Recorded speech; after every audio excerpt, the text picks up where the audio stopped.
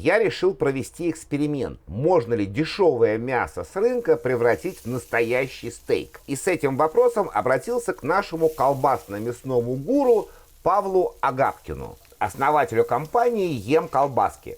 Конечно, друзья, хочется сэкономить.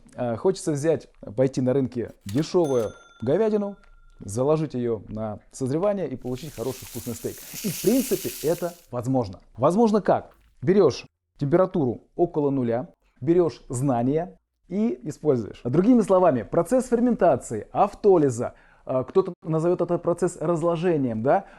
Вот все эти процессы, они заложены в мышечную клетку.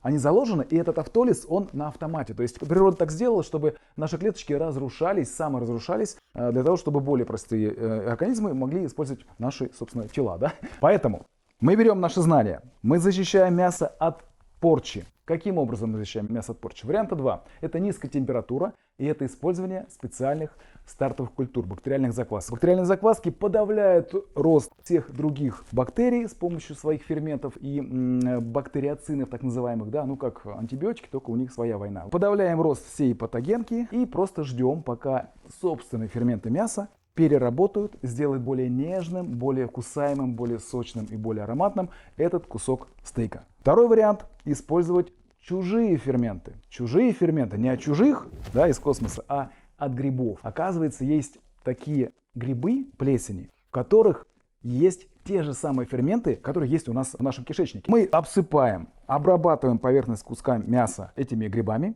ждем 3 дня, и эти грибы развиваются на этом куске мяса, перерабатывают частично все это жесткое мясо в мягкое мясо, можно так по-простому сказать, да? И, собственно, ты получаешь классный, вкусный стейк. Я думаю, что Михаил проверит мои слова, но вот я у себя на канале писал статью про это, все работает. Да, друзья, я говорю про грибы. Грибы, они же плесени, да? Аспергилла, ариза.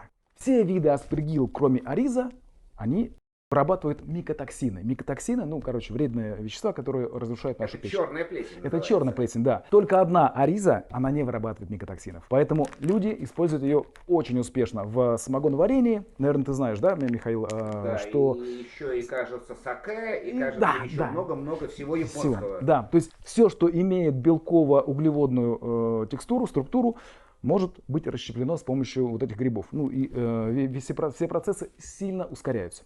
Так вот, наверное, план нашего эксперимента, твоего эксперимента, будет такой. Первый вариант. Мы сделаем классическое сухое созревание. То есть это мембранный пакет, чудо-рукав у нас он называется. И на 21 день, да, наверное? А 28 день. Я хотел. Многовато.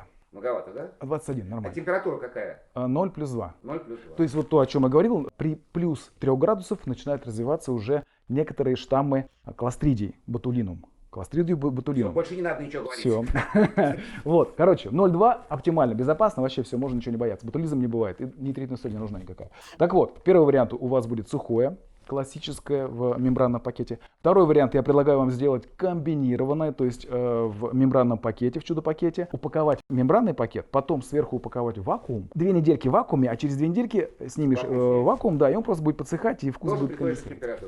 Все стандартно, да.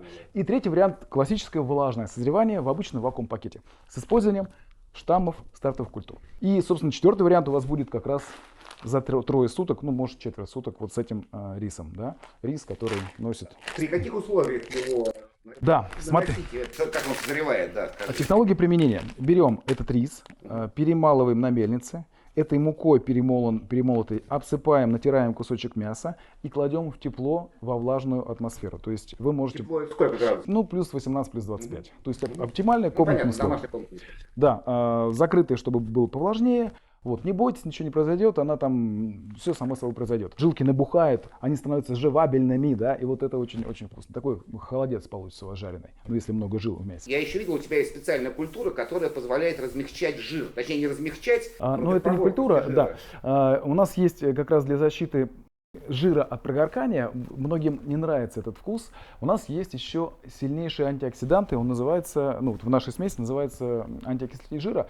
И действующее вещество у этой смеси это дигидрокверцетин. Дигидрокверцетин, его вырабатывают из лиственницы, из комля лиственницы на Дальнем Востоке. И он полностью защищает жир от прогоркания. Если вам не нравится вот этот вкус, ну, прогорклости, это старого сала, да, вот если тебе не нравится, Нет, не нравится. вот, пожалуйста, используй, сало будет белым. Мы закладываем шейку на вяление там на полгода, на год, и шейка остается без пожелтевшего жира, она такая прям беленькая, классная. Огромное тебе спасибо. О результатах эксперимента я доложу в своем ролике через месяц.